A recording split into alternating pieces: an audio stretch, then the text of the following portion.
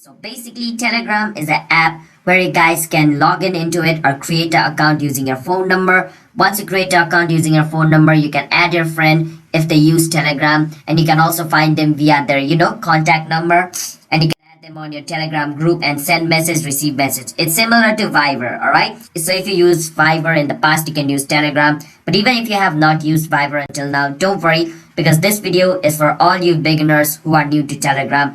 And I'm going to be teaching you guys how you guys can use Telegram as a professional by the end of this video. So follow the step which I'm going to be showing you. Just don't forget to hit the like and or app store easily, and just open it just like this.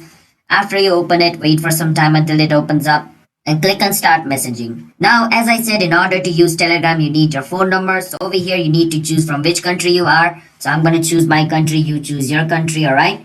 After choosing a country, you need to enter your phone number and click on this arrow button over here. So I'm going to do that. You also do that. And after you do that, it's going to send a verification code to your phone number. So wait for some time until you receive the code. After you receive the code, you can type the code over here. After you type the code, on the next step, your Telegram should open up just like on my screen. Now, after your Telegram opens up, in order to send message, what you can do is just click on the person's name to whom you want to send message.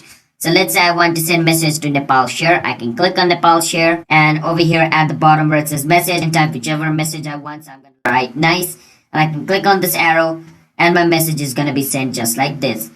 And over here, if you want to attach any files, then you can click on this little icon. Then you can choose your file, video, anything from over here. Just click on it, and then just click on this little button over here. Then it's going to be uploaded just like that.